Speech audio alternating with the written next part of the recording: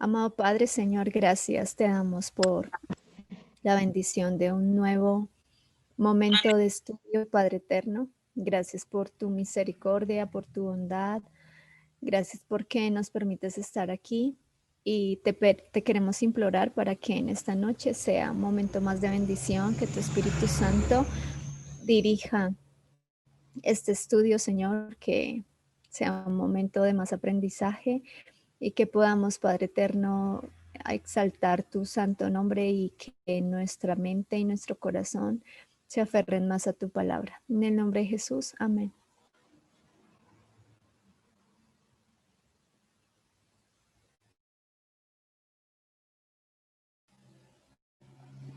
Amén. Listo. Ahora sí, Ya es Denise. tu momento, José. Gracias. Bien, bien, buenas noches a todos de nuevo. Vamos a continuar para no extendernos mucho después de las 8:30, porque sé que tienen otra reunión. Esto, vamos a tratar de continuar hasta donde, hasta donde alcancemos. Permítanme un momento, voy a compartir rápidamente pantalla. Listo, espero todos la estén viendo. Eh, bien, voy a tratar de dar un repasito en cuestión de 2, 3 minutos rápidamente de lo que estudiamos la semana pasada. Si alguno siente que se me escapó algo, saben que los micrófonos siempre están abiertos, no tienen que levantar la mano, simplemente abren el micrófono, dicen José, y yo ya sé que les tengo que dar la palabra.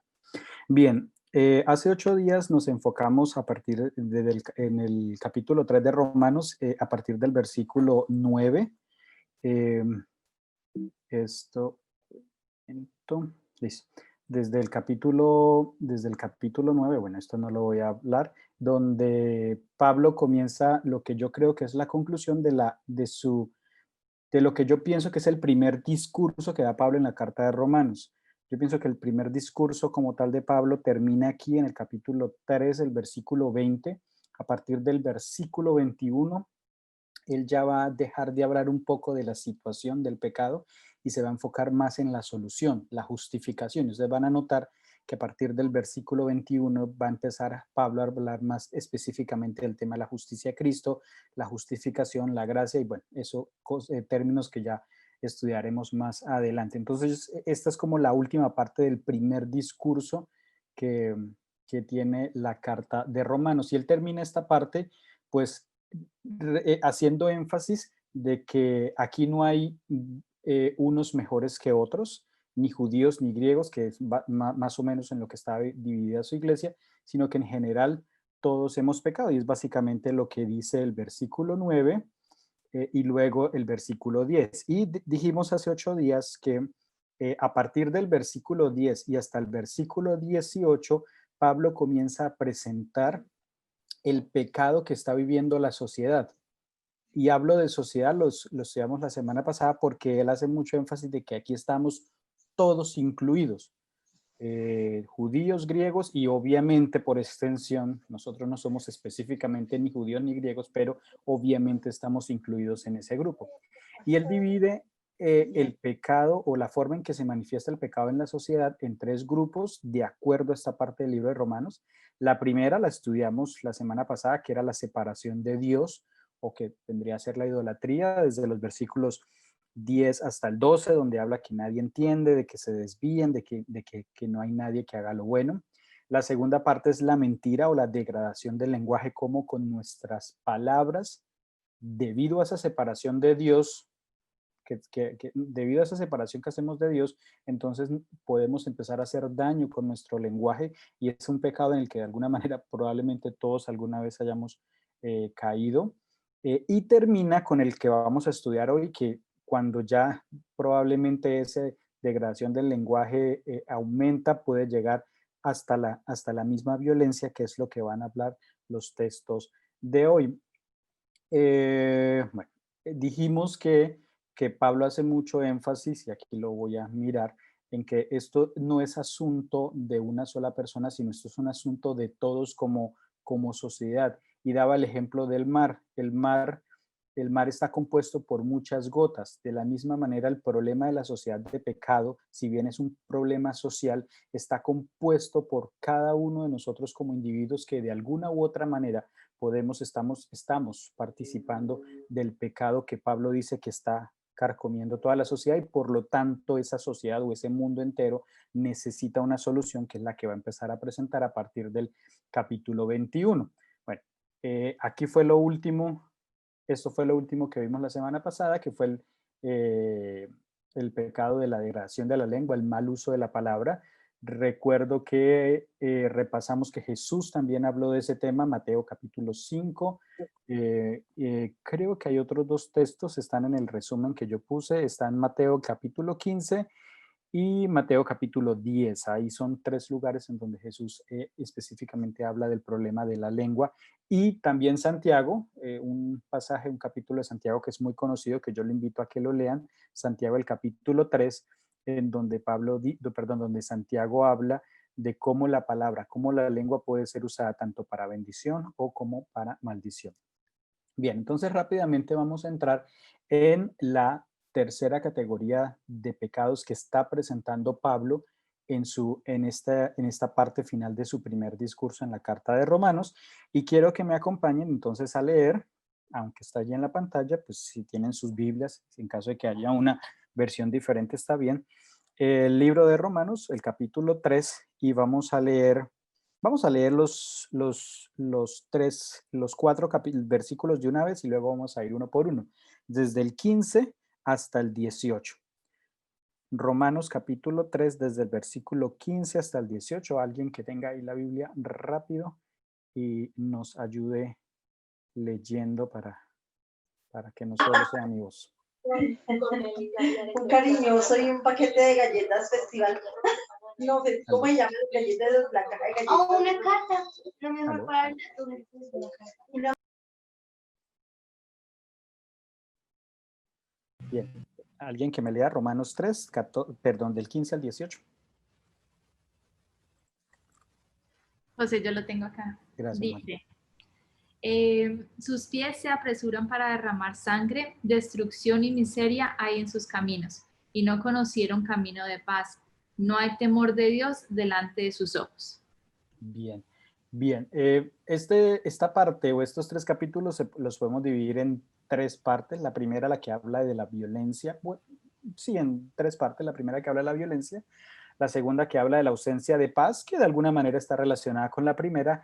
Y la tercera, que espero que nos dé tiempo para estudiarla un poco, es acerca de que no hay temor de Dios. Esa palabra temor que puede confundir y que se le ha dado diferentes significados. Pero vamos con la primera parte del versículo. Sus pies son veloces para derramar sangre, destrucción y desgracia en sus caminos, y no conocen camino de paz. Como hemos visto hasta ahora, Pablo desde el versículo 10 está citando el Antiguo Testamento, es decir, él está tomando las escrituras tan sagradas para los judíos y por ende también para nosotros, para darle legitimidad a su discurso de que todos pecamos. Y este versículo o estos versículos no son la excepción. Y yo quiero que vayamos al lugar de donde al lugar de la Biblia donde Pablo toma esos versículos, porque quiero que veamos algo interesante de lo que está hablando allí el profeta, y específicamente el profeta Isaías. Vamos al libro de Isaías y vamos a mirar el capítulo 59. Los textos que estamos leyendo están citados en el capítulo 59, los versículos 7 y 8. Pero si ustedes detallan y miran el contexto, los versículos, el capítulo 59 viene siendo parte de todo un discurso que está presentando Isaías en contra del pueblo de Israel, de la rebelión de Israel que comenzó en el capítulo 58. Es decir, el capítulo 58, por lo que estuve mirando, y el capítulo 58 y el 59 forman parte de un solo discurso que está presentando. Entonces, esto nos sirve como para darnos el contexto de lo que Isaías está diciendo y por ende, por qué Pablo lo cita.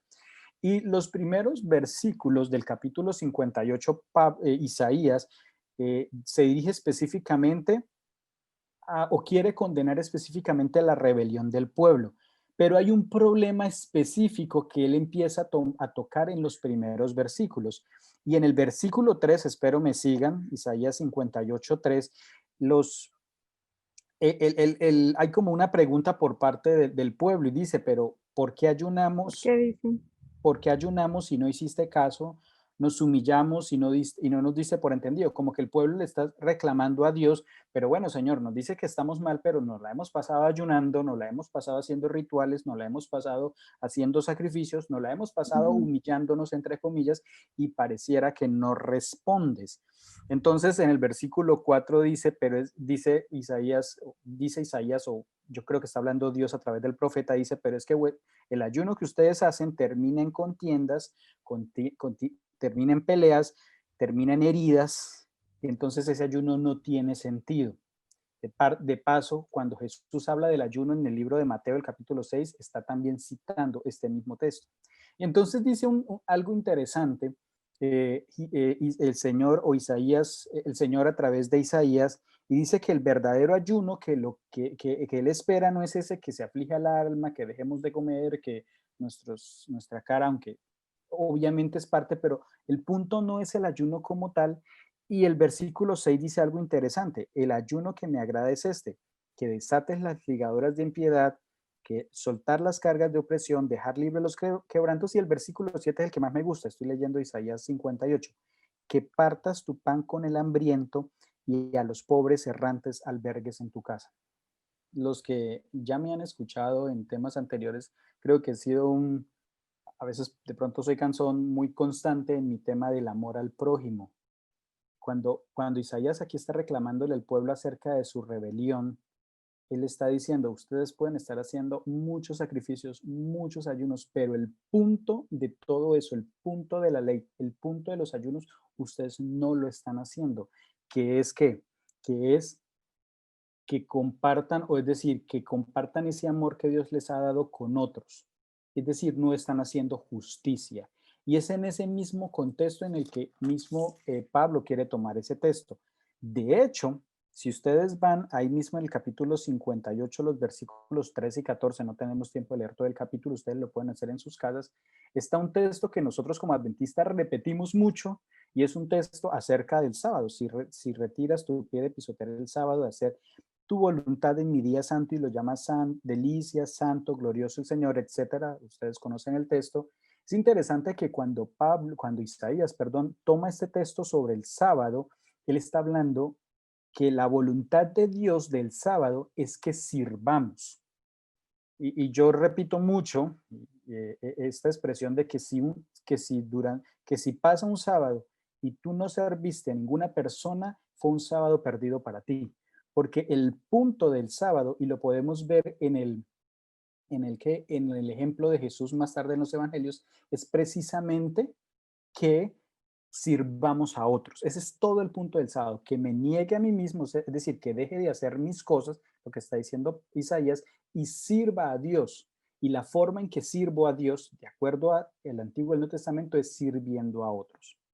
Entonces, en ese contexto que está hablando Isaías, de que el pueblo se concentró solo en los rituales, pero se le olvidó el verdadero sentido, que es el amor al prójimo, es que él empieza a ser un poco más específico en el capítulo 59, y llegamos hasta el versículo 7 y 8, que son precisamente los que Pablo cita, donde dice sus pies, refiriéndose al pueblo de Israel, sus pies corren al mal, se apresuran a derramar sangre inocente. Es interesante que en este capítulo Isaías no está condenando a los pueblos paganos, Isaías está condenando al pueblo de Dios. Y eso es lo que toma Pablo en Romanos. Pablo toma un texto precisamente donde Isaías condena al pueblo de Dios, y él lo toma para su discurso, como diciéndole a los judíos de su época, la misma Torah, la misma escritura está diciendo que todos, incluyendo el pueblo de Dios, podemos estar participando de esta maldad. Dice, sus pies se apresuran a derramar sangre, sus pensamientos son de iniquidad, de destrucción, de quebranto de caminos. De hecho, la palabra que usa ahí Pablo, no sé qué versión, cómo digas las versiones de cada uno de ustedes, pero el versículo 16, las palabras que usa Pablo específicamente denotan destrucción y desgracia.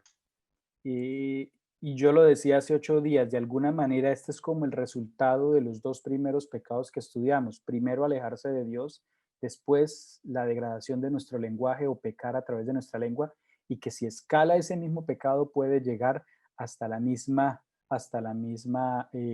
violencia física. Uno de los pecados que se registran en Génesis por la cual cayó el diluvio en el mundo es precisamente esto, el aumento de la maldad.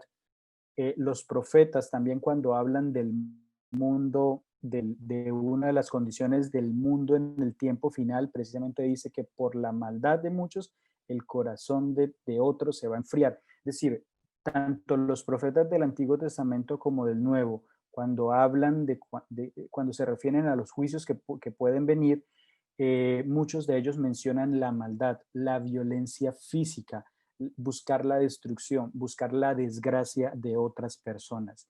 Ya es donde nos tenemos que preguntar hasta dónde nosotros podemos estar participando. De pronto, como decíamos hace 8 días, de pronto nosotros no hemos asesinado a nadie. Yo estoy muy seguro que aquí ninguno lo ha hecho, pero de pronto con nuestras actitudes podemos estar transmitiendo violencia física o emocional a otras personas, y ahí estamos entrando en lo que Pablo está aquí presentando de la situación del mundo. Eh, Tanto para los judíos como para los romanos, ellos están muy familiarizados con el asunto de la violencia. De hecho, eh, los judíos esperaban un Mesías que precisamente reclamara nuevamente el reino judío, que restableciera el trono de David, pero ellos estaban esperando que lo hiciera a través de la violencia, a través de la conquista militar. Tanto que en la época de Jesús se levantaron muchos mesías, y precisamente esa era la forma que actuaban, a través de la violencia, tratando de usar las armas para obtener esa bendición, entre comillas, que estaban esperando de Dios. Y los romanos, ni se diga, lo que vendía el ejército, o lo que vendía, perdón, el gobierno romano en esa época, era precisamente que ellos podían alcanzar la paz. No sé si ustedes han escuchado la expresión Pax Romana. Ellos vendían mucho esa paz, pero esa paz llevaba detrás un lastre de violencia. Era la forma en que lo obtenían. Entonces, para ellos, el sentido de la violencia era algo con lo cual estaban familiarizados, y hasta cierto nivel podían aceptarlo. O sea, ¿no? Si se usa la violencia con fines, con buenos fines, entonces digamos que puede estar justificada. Ese era el pensamiento de ellos, y probablemente, tristemente, puede ser el pensamiento de muchos hoy, aún cristianos. No lo sé. Alguna vez, y lo digo con tristeza, hablaba con alguien de la iglesia aquí en mi ciudad, y decía, eso fue hace unos años, cuando había ciertos roces entre Colombia y Venezuela, políticos y militares, y él decía una frase que a mí me quedó sonando mucho: si a mí me toca coger las armas y ir a matar venezolanos, yo lo hago. Y estoy hablando de un adventista, y me puse a indagar con algunos, y si bien no todos piensan igual, encontré que hay un buen número de personas que pensaban igual. Entonces yo pensaba, de alguna manera, ese pensamiento de violencia nos ha entrado a nosotros, y sin querer o queriendo, no lo sé, podemos estar participando de él. Y es precisamente lo que el Señor está diciendo, y por eso termina la última parte del versículo diciendo: y no conocen el camino de la paz. La palabra paz es una palabra muy interesante. Allí en el libro de Isaías que acabamos de leer, la palabra para paz en hebreo es una palabra que tal vez ustedes conocen mucho, que es la palabra shalom, que en la mayoría de veces en el Antiguo Testamento se traduce como paz. Esa palabra en griego, la que usa Pablo, es la palabra eirenes, y más o menos tienen la misma connotación, el mismo significado. Lo interesante de la palabra shalom es que no simplemente significa paz. La raíz de la palabra significa unidad, o más bien que algo está completo, integral, algo que es íntegro, algo que es completo, ¿sí?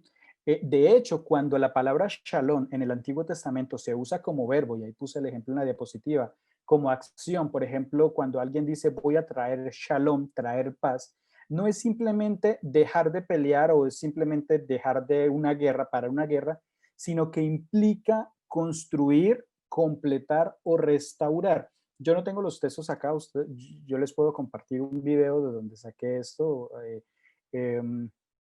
Y es la misma palabra que, por ejemplo, cuando Nehemías está reconstruyendo el templo, él usa una palabra cuya raíz es la misma de shalom, diciendo que estaba reconstruyendo el muro. Eso implica shalom, no es simplemente dejar de pelear, sino restaurar. Ese es el sentido de la paz en la Biblia. Es decir, que cuando dos pueblos o dos personas hacen la paz o hacen shalom, no es simplemente dejar de luchar, sino que comienzan a trabajar juntos para el beneficio de ambos. Y lamentablemente eso poco lo vemos tanto en los procesos de paz políticos como en los personales. Cuando tú reconcilias con tu hermano y si buscas tener paz con tu hermano de acuerdo al concepto de paz de la Biblia, lo que la Biblia te dice es no solamente es que dejes de pelear con él, sino que de alguna manera busques trabajar con él en beneficio de ambos. Es muy bonito y eso es lo interesante del Evangelio y es precisamente lo que el mismo Jesús enseñó mientras estuvo en la tierra. De hecho, no vamos a leer los textos, pero la misma Biblia dice que Jesús vino a traer paz. Lucas 2:14 es el famoso canto de los ángeles en Belén, que yo sé que ustedes se lo saben. ¿Qué dice el canto de los ángeles en Belén? ¿Me quedé solo? Dice, en la tierra, paz. Cuando Jesús venga, su misión era traer paz a la tierra. Juan 14:27 también es un texto muy conocido. Dice, yo vengo a traerles paz, no como la paz que la trae el mundo, yo la ofrezco. Y Efesios 2:14, y hay un texto también en Romanos 5:1, que lo estudiaremos obviamente más adelante, también habla de que lo que vino a hacer el Señor Jesús fue primero a traer paz, reconciliación entre el cielo y el mundo, pero para que al mismo tiempo el mundo se reconciliara. Ese es el objetivo. De hecho, la paz está incluida tanto en los frutos del Espíritu, Gálatas 5:22 y 23, allí está incluida paz, pero también está incluida entre una de las bienaventuranzas que dio el Señor. Cuando inició el Sermón del Monte, en Mateo capítulo 5, dice, bienaventurados los pacificadores, porque ellos serán llamados hijos de Dios. Yo creo que Dios es un Dios de paz. Yo creo que Jesús vino a enseñar un evangelio pacifista, a pesar de que hay un texto que dice que vino a traer espada, pero eso lo podemos estudiar después porque él dijo eso. Pero yo estoy seguro que Dios es un Dios que busca que sus hijos estén en paz. Y precisamente Pablo lo que está diciendo es la condición de la sociedad es tal que no conocen camino de paz. Y cuando tratan de hacer un acuerdo, no buscan la restauración. Y es precisamente lo que el Señor viene a traer. Así que el asunto de paz me pareció muy interesante, el significado de la paz en la Biblia, y ustedes lo pueden repasar cuando buscando la palabra paz o shalom en el Antiguo Testamento, que en el griego tiene básicamente el mismo significado. No sé si hay algún comentario, de pronto voy muy rápido, o alguna pregunta hasta acá, si no continuamos.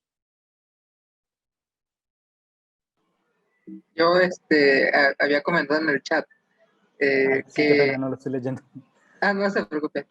Que es lo mismo que nos decía nuestro Señor Jesús en los dos grandes mandamientos, de amar a Dios con toda nuestra fuerza, con toda nuestra alma, pero igual nos deja que hay que amar a nuestro prójimo. Entonces, al estudiar este texto, nos da a entender, incluso en Jeremías tenemos referencia de que el pueblo de Israel había descuidado a las viudas, huérfanos y a todo ese grupo etario que era rezagado por la sociedad, pero que el Señor los había tomado como malos porque ellos habían descuidado esa parte de su amor al prójimo. Entonces, nuestra comunión con Dios se ve afectado por cuando nosotros no ponemos en práctica lo que el Señor Jesús nos habla acerca de hacer el bien a nuestro prójimo, ¿no? Y también otro comentario acerca de Shalom, igual en el chat había puesto, que algo interesante es que en Isaías 53 se dice un pasaje que dice que el precio de nuestra paz fue sobre él. Y paz se usa el verbo, el término Shalom.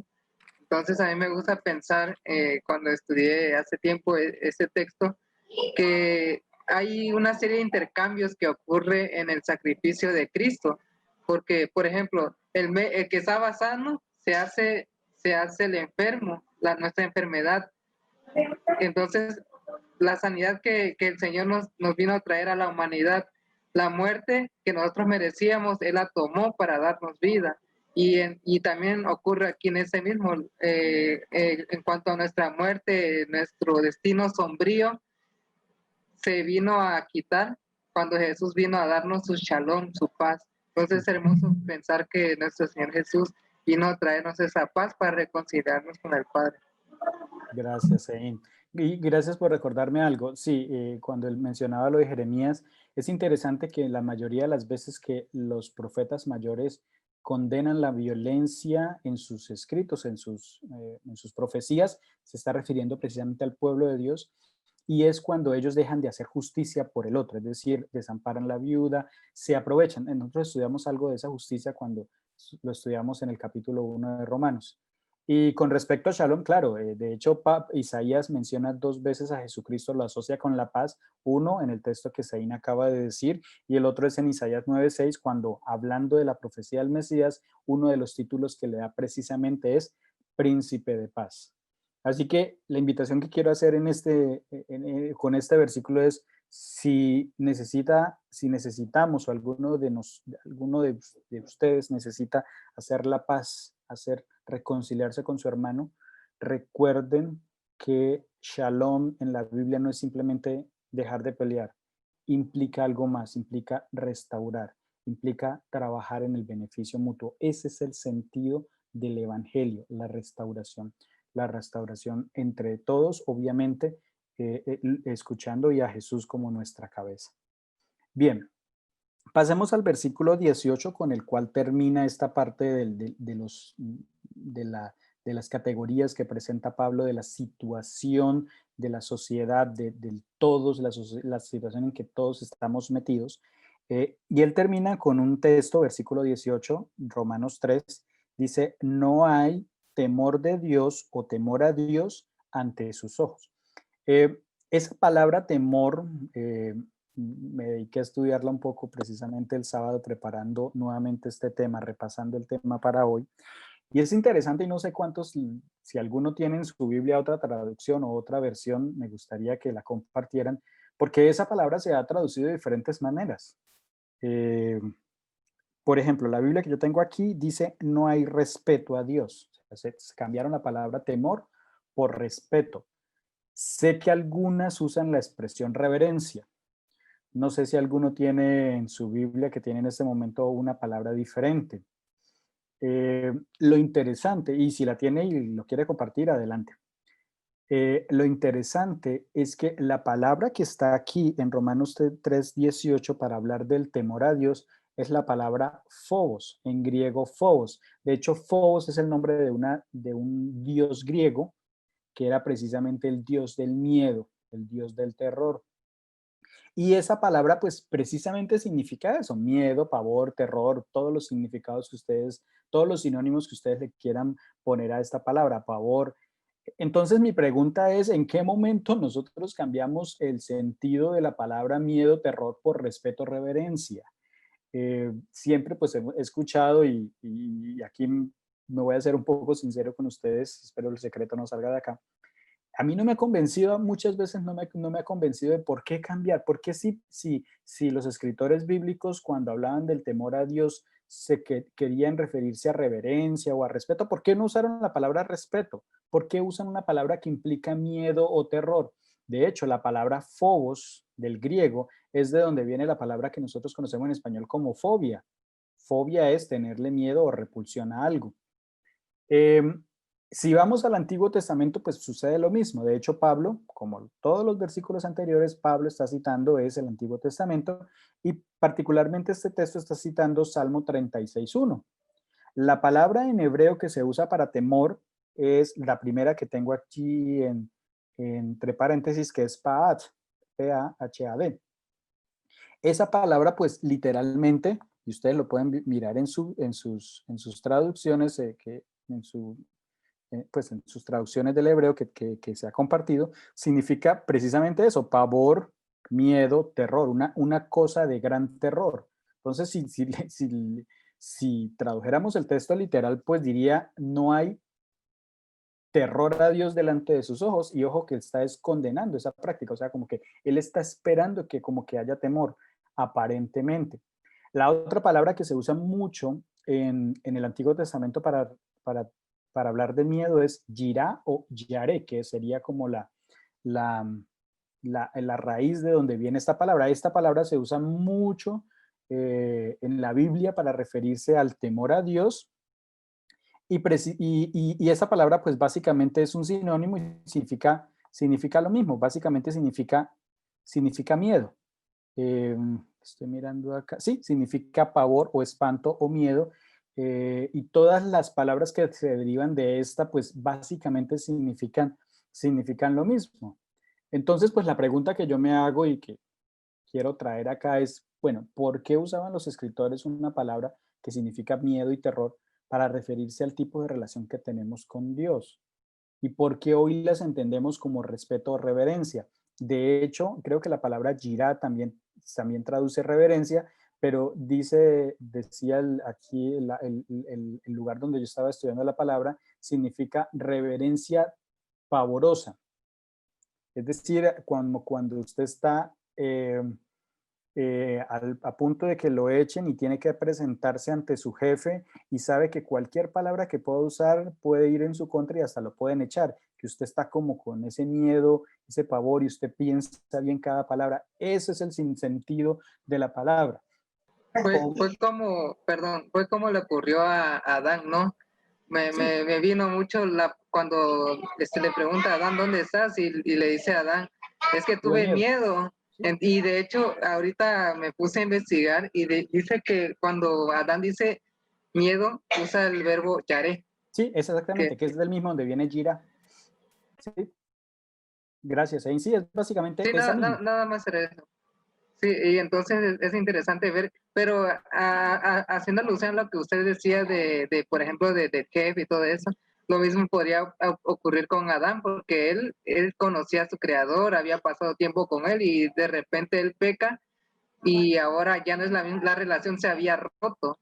Entonces, nosotros como pecadores no podemos comparecer ante nuestra situación espiritual actual como pecadores, ante nuestro Dios, porque sabemos que vamos a morir. Y lo mismo le ocurrió a Adán. Él tenía un miedo, un pavor, porque sabía que lo que él había hecho estaba mal.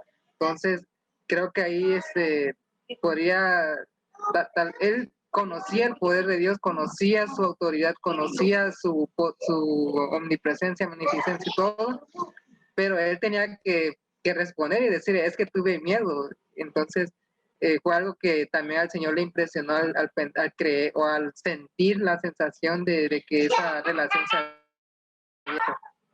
Claro. Y lo interesante es que Dios no quiere que nosotros tengamos una relación de miedo con Él, y a eso ya vamos a llegar más adelante. Me puse a mirar la razón de por qué los escritores, sobre todo en el Antiguo Testamento, cuando se empezó a usar esta palabra, por qué usaron el terror. Y al parecer, de alguna manera, ellos lo usan porque era la manera, ustedes los que alguna vez han estudiado algo de historia antigua, era la manera en que los antiguos pueblos principalmente paganos, se relacionaban con sus dioses. Ellos se relacionaban con sus dioses a través del miedo, y por eso ofrecían sacrificios. La razón por la cual el pagano ofrecía sacrificio era para calmar la ira de sus dioses y que no viniera, ya sea con plagas o en ciertos casos hasta con la muerte. Entonces ese miedo los llevaba a hacer rituales, a ofrecer sacrificios, para que precisamente sus dioses no derramaran toda su ira sobre ellos. Esa era la base de la relación de muchas culturas paganas con sus dioses. Entonces pareciera que los autores bíblicos toman esa misma expresión y entonces comienzan a referirse a ella, a esa misma relación con Dios. De hecho, hay varios ejemplos de personajes del Antiguo Testamento que cuando se presentan ante Dios tienen miedo. Moisés es uno de ellos. Éxodo capítulo 2 o 3, no tengo la cita, cuando se presenta ante la zarza y la zarza comienza a hablarle y se da cuenta que es Dios y que se quita las sandalias de sus pies, dice que él tuvo miedo. El pueblo de Israel en Éxodo capítulo 19 y 20, cuando escucha la voz de Dios, cuando pronuncia los 10 mandamientos, luego de que pronuncian los 10 mandamientos, el primer versículo después de los 10 mandamientos dice, el pueblo tuvo miedo, y la palabra es esta, yaré, tuvo terror de Dios, tanto que le dijeron a Moisés, no queremos oír más a Dios, que hable a través de ti, le decían a Moisés. Isaías, cuando ve la visión de Dios, cuando él lo llama, oye su voz, Isaías dice que él sintió miedo. Y de alguna manera era como el sentido que ellos podían tal vez entender en ese momento de la relación con Dios. Sin embargo, en el mismo Antiguo Testamento comienzan a verse en algunos indicios de que Dios como que quería cambiar esa percepción de miedo en su relación y cambiarla por otra cosa, aprovecharse de eso que ellos querían, pero para cambiar el sentido. Yo no creo que Dios quiera que nos relacionemos con Él con miedo. Y entonces hay algunos versículos, uno es Génesis, el capítulo 22, 12, donde comienza como a cambiar un poco el sentido y a verse a través de la palabra otro sentido por el cual puede entenderse lo que es el temor a Dios. Alguien que me busque Génesis capítulo 22, 12 y otra persona que me busque Proverbios capítulo 1, versículo 7. Y ahí vamos a encontrar que a través de los escritores bíblicos Dios quiere como empezar a cambiar esa percepción de qué es lo que significaba tener el temor a Dios. Cuando el que esté buscando Génesis 22, 12 lo tenga, me avisa. 22, 12 dice, 12. 22, 12 dice, el ángel le dijo, no extiendas tu mano sobre el muchacho, ni le hagas nada, pues yo sé que temes a Dios, por cuanto no me rehusaste a tu hijo, tu único hijo. Bien, el contexto, pues ustedes lo saben, es cuando Abraham oye la voz de Dios que le indica que vaya y sacrifique a su hijo en el monte Moria. Él obedece y justo cuando ya va a realizar el sacrificio, viene un ángel, lo detiene y le dice precisamente estas palabras. Yo sé que temes a Jehová por cuanto has obedecido mi voz y no me has rehusado a mi hijo. O sea que de alguna manera, de acuerdo a este texto, el temor a Dios está relacionado con la obediencia.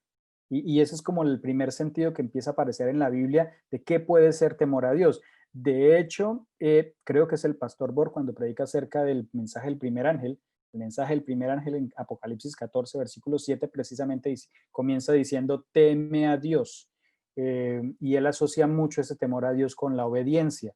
Pero yo creo que... José.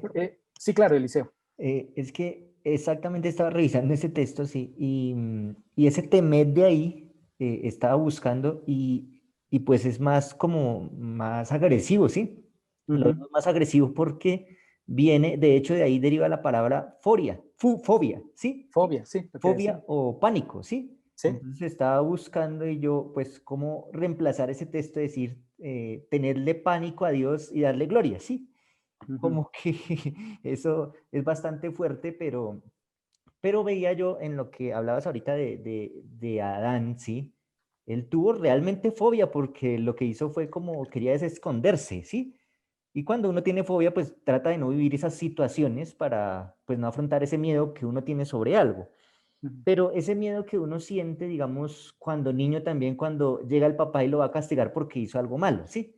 No porque mi papá me odie, sino porque yo tengo miedo de que de pronto las consecuencias o las cosas que yo hice no están bien y posiblemente mi papá me castigue, ¿sí? Pero tal vez en muchas ocasiones nos pasó que el papá llegó y el papá dijo, no, tranquilo, no te preocupes, no te asustes, yo no te voy a castigar. Pero de todas formas es esa situación de respeto y que nosotros deberíamos tener porque nosotros cuando vamos a Dios, pues no, es que yo soy todo perfecto y no he hecho nada malo, no, nosotros debemos ir como con esa situación de, Dios mío, no sé qué vaya a pasar porque de hecho yo mire todo lo malo que he hecho, pero lo lindo es que debemos conocer ese amor de Dios que pues es de lo que finalmente uno como que llega a la conclusión de esto, pero pues sí, la palabra es bastante fuerte.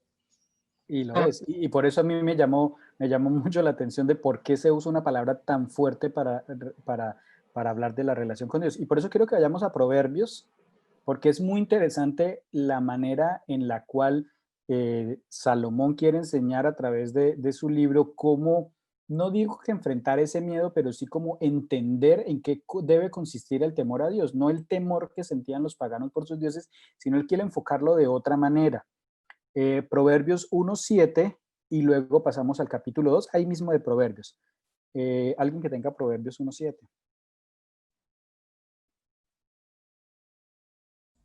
Aquí lo tengo. El Gracias. principio de la sabiduría consiste en el temor a Jehová. Solo los insensatos desprecian la sabiduría y la enseñanza. Gracias. Entonces, fíjese que aquí está agregando o más bien definiendo el temor con, no es que esté diciendo, o sea, no es que esté diciendo que tener sabiduría es igual a sentir temor, no. Lo que está diciendo es que lo que debemos entender por temor a Dios, Él no quiere que tengamos una relación basada en el miedo, sino que busquemos más la sabiduría, el entendimiento. Eliseo, ahí mismo ya que tienes Proverbios capítulo 2, los versículos del 1 al 5, porque ahí como que él amplía un poquito o es un poco más extenso en lo que quiere decir. Ok, 2 del 1 al 5 dice, Sí. Hijo mío, si recibes mis palabras y guardas mis mandamientos dentro de ti, si prestas oído a la sabiduría, si inclinas tu corazón a la prudencia, si clamas a la inteligencia y a la prudencia das tu voz, si buscas como la plata y la procuras como a tesoros escondidos, entonces entenderás el temor a Jehová y hallarás el conocimiento de Dios. A mí este texto me encanta, porque fíjese lo que él está diciendo. Yo lo quisiera, y si usted tiene una opinión diferente está bien, pero yo lo quisiera parafrasear como diciendo, el asunto no es temblar de miedo ante Dios, el asunto es aprender a conocer lo que Él quiere para nosotros. Por eso Él está hablando, presta oídos a mis palabras o a mis mandatos, a mis mandamientos. Busca sabiduría. Dijo que aquí no está hablando simplemente de guardar mandamientos 1, 2, 3, 10 al pie de la letra. Yo creo que lo que está dando a entender es más allá. Es conozcamos el propósito de Dios, su carácter y por ende el propósito que Él tiene para nosotros, los principios que lo gobiernan o que rigen al Señor, y en ellos busquemos sabiduría, busquemos prudencia, busquemos inteligencia. Y dice, cuando entendamos esto, cuando hayamos buscado esto, sabiduría, entendimiento, prudencia, entonces hemos entendido lo que significa el temor a Dios. Por eso me encanta este texto. Y hallarás entonces el conocimiento de Dios. Pablo en muchas de sus cartas es muy repetitivo cuando dicen, busquen aumentar en el conocimiento del Señor, busquen crecer en el conocimiento de la estatura de Cristo. Y de alguna manera está ligado con eso que acaba de decir Propius. Sí, claro. Igual investigando, hay una definición de Yare, menciona que también se puede usar en relación a una persona de alto rango. Entonces, creo que le pasó al pueblo de Israel y nos puede pasar a nosotros cuando perdemos de vista quién es Dios. Por ejemplo, cuando tuteamos a alguien que tiene un mayor rango o está sobre nosotros, o somos muy llevaderos, porque a veces tendemos a idealizarnos de que podemos ser muy llevaderos con nuestro Dios. Y entonces, ¿qué ocurre cuando alguien es muy llevadero con otra persona y dice, oye, como que ten tu límite, ¿no? Como ubicarnos, ¿no? El hecho de que el Señor quiera que el Señor quiera restaurar nuestro lazo, no quiere decir que nosotros no tengamos que respetar no tenemos que olvidar quién es Dios, que es un Dios justo, amoroso, pero que también es fuerte, poderoso. Entonces, como que ponernos, no perder de vista que nosotros somos pecadores y dependemos de Él. Y así como hemos estado estudiando a través de estos textos, cuando nosotros buscamos a Dios de corazón, estudiando, orando, de todas las maneras posibles, buscando tener comunión con Él, cuando nosotros aprendemos incluso verdades que estaban ocultas a nuestros ojos en citas que son muy conocidas, al menos a mí me pasa que me maravillo tanto de lo que el Señor hace por nosotros cuando en diversos tipos de estudios. Entonces, cuando más conocemos a Dios, más estamos conscientes de lo de que el Señor, a pesar de ser tan poderoso, tan omnipotente, Él nos busca a nosotros. Entonces, siento, bueno, a mi comprensión es lo que nos quiere dar a entender Pablo, ¿no? Acerca de que ese temor debe ser infundido por el conocimiento de su poder y su bondad. Gracias, Sein. Eliseo ahorita mencionaba cuando hacía el comentario una palabra interesante asociada al temor, o que debemos entender el temor, que es el amor. Y creo que no puedo concluir esta parte de hablar del temor sin leer el versículo que habla de las dos cosas, del amor y del temor. Primera de Juan, capítulo 4, versículo 18. Mientras lo buscan, es interesante que cuando Moisés se encuentra por primera vez con Dios, que es en la zarza ardiente, Génesis 3 podemos leer de que él siente miedo. La primera vez que se encuentra con Dios siente miedo. Puede que el entendimiento que él tenía de Dios, la influencia de la cultura, de lo que la cultura enseñaba de Dios, lo hizo tener miedo por su vida. Pero a medida que va avanzando su relación con Dios, ese miedo se va transformando. Y en el Éxodo 34, cuando él ya le pide a ver Dios cara a cara, ya su expresión no es tanto de miedo, sino lo que él dice esa frase, ese versículo que es muy conocido: Señor, Señor, Dios compasivo y bondadoso, lento para la ira, grande en amor y fidelidad. Es decir, de Génesis 3, de la primera vez que se encuentra con Dios, de Éxodo 3, la primera vez que se encuentra con Dios, a Éxodo 34, no sé cuántas veces se habrá encontrado, al menos habrá escuchado a Dios, ya deja de sentir un poco el miedo y empieza a sentir o empieza a comprender un poco más el carácter de Dios, y ese miedo se va transformando en amor. Y es precisamente lo que dice primera de Juan 4:18, alguien que lo tenga. Yo lo tengo, Perchito. Gracias, Linda. En el amor no hay temor, sino que el perfecto amor echa fuera el temor, porque el temor lleva en sí castigo. Bien. De donde el que teme no ha sido perfeccionado en el amor.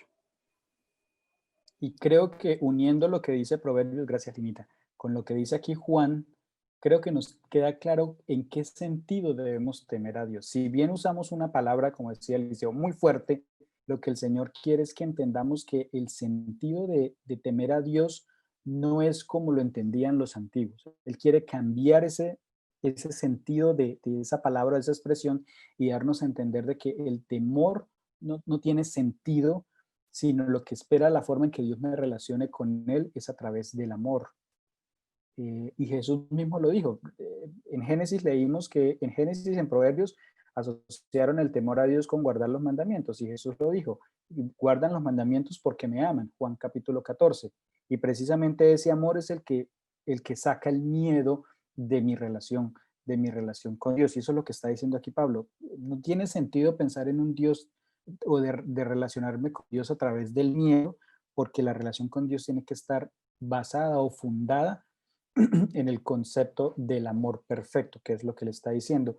Y claro, Juan lo dice desde la propia experiencia, porque él tuvo a Dios hecho carne junto a él, y luego de vivir la experiencia, el ministerio con él, él ya lo puede expresar con tranquilidad, donde el que teme no se ha perfeccionado o no está perfecto en el amor. Entonces yo creo que tenemos un sentido completo de lo que podemos entender cuando la Biblia dice temor, que si bien en el sentido literal puede significar pavor, lo que el Señor desea es cambiar a través del conocimiento del carácter de Dios, a través de ese conocimiento que nos da sabiduría, transformarlo en amor.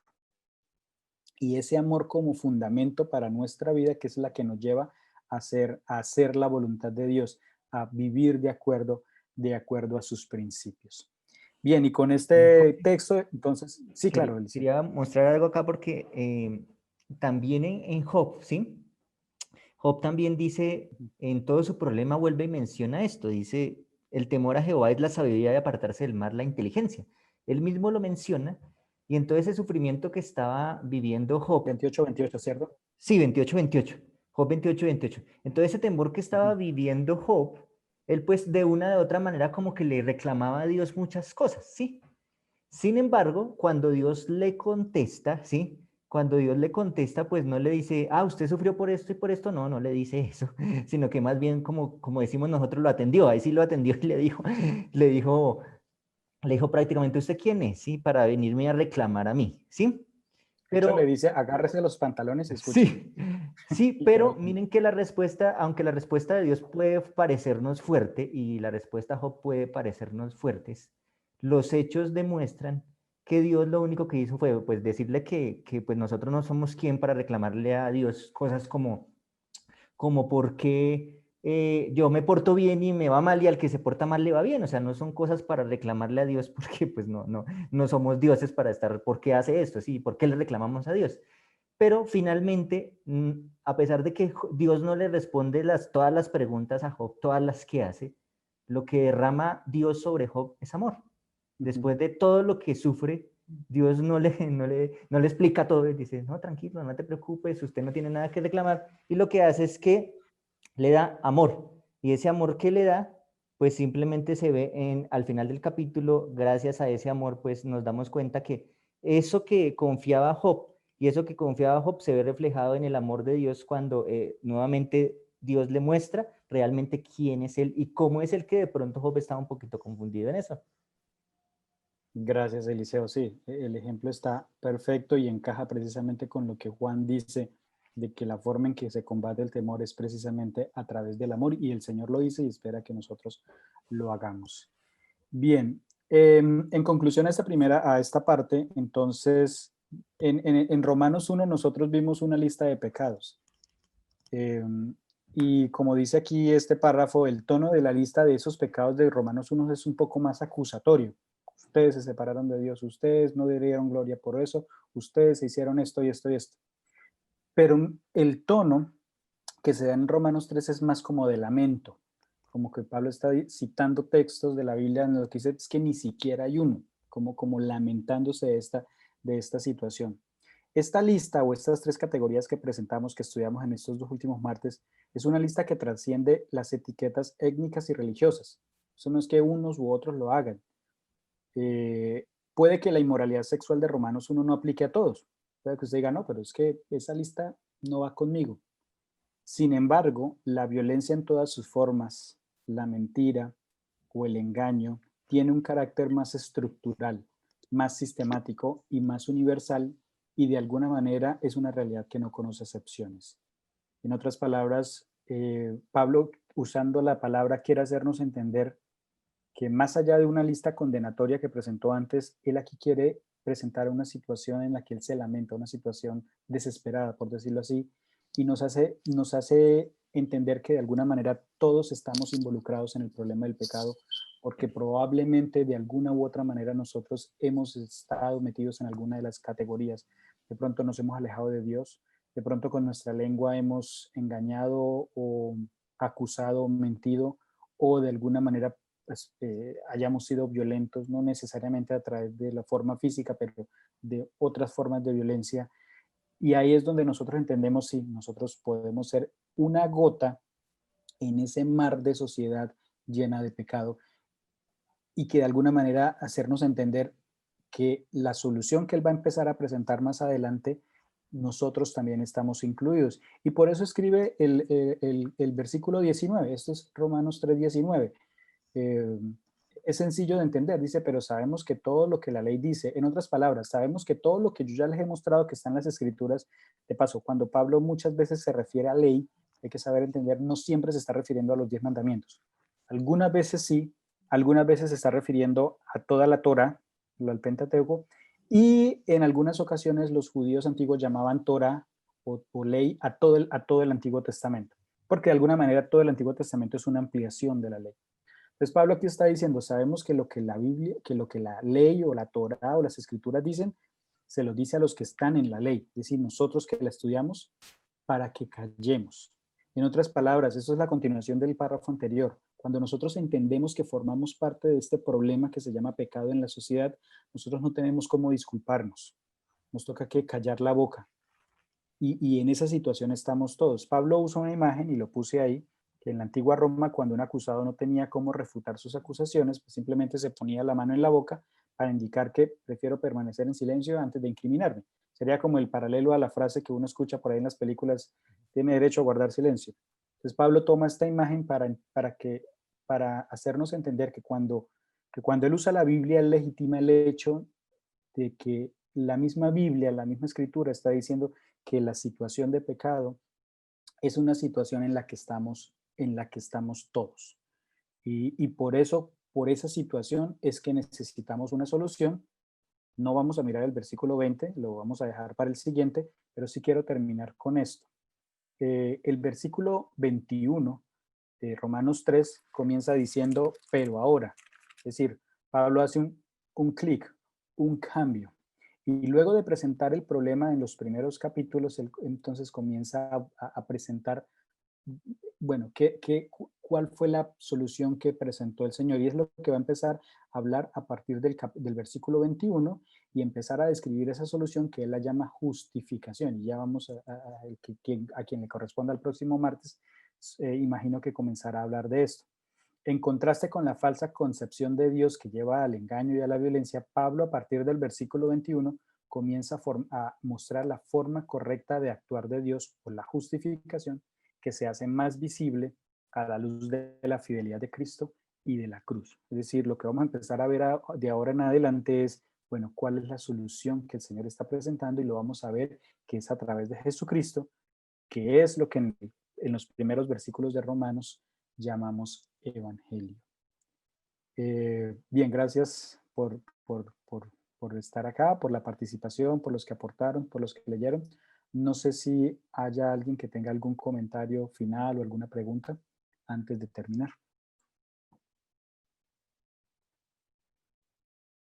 Tengo una pregunta. Sí, claro. Cuando me parece interesante lo que usted mencionaba acerca de la ley, que no siempre se refiere a los 10 mandamientos. ¿Hay alguna manera de distinguir esa parte? Y yo creo que es más con el contexto de lo que Pablo está usando. La palabra, y me le adelanto un poco al versículo 20, el que le toque la semana entrante, que también se menciona la ley. La palabra que se usa en griego para ley es nomos. Nomos es una palabra genérica que básicamente significa mandamiento, pero también significa enseñanzas, ¿sí? Enseñanza. Es muy recurrente en el Antiguo Testamento que cuando se usa la palabra nomos se refiere a la Torá. Es como decir la palabra en griego de Torá es nomos. Lo que pasa es que en algunos contextos, y como lo decía, esto puede que se refiera no solo a los 10 mandamientos, sino en general a toda la Biblia. Ellos llamaban, de hecho la palabra Torá significa ley o enseñanza, y no se refiere solo a los 10 mandamientos, sino en general se refiere para algunos el Pentateuco, pero para otros toda la extensión de la Escritura. ¿Por qué creo yo, esa es mi opinión y se valen opiniones diferentes? Creo yo que aquí está hablando de forma en general las enseñanzas, porque es que él está concluyendo lo que acabamos de leer en los versículos del 10 al 18, por eso digo que es importante el contexto. Y en los versículos del 10 al 18, como ya vimos, él citó los Salmos, él citó Isaías, y se me olvidó si citó alguna más, pero básicamente los Salmos y los profetas. Entonces, cuando él está diciendo los que entienden la ley, y ahí está incluido todo, y se dan cuenta que la misma ley habla de este pecado, deben cerrar la boca. Obviamente también está incluida la ley, yo no la estoy sacando, pero creo que aquí Pablo está hablando un poco de forma más general, al menos en este texto está hablando de forma más general. Muchas gracias. Listo, sí.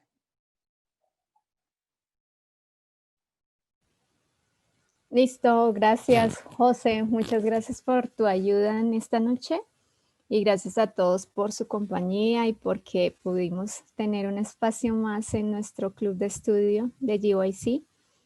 Esperamos con la ayuda del Señor en 8 días podernos encontrar. Y bueno, pues quisiera pedirle a Lina si nos despides en oración, nos ayudas con la oración final. Por favor.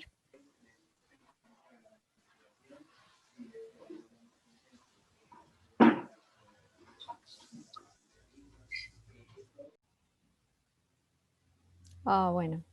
Eli, ¿nos colaboras con la oración? Perdón, Lina. Es que no sabía si era yo. Sí, tú, nena. Sí, claro, con mucho gusto. Gracias. Oremos.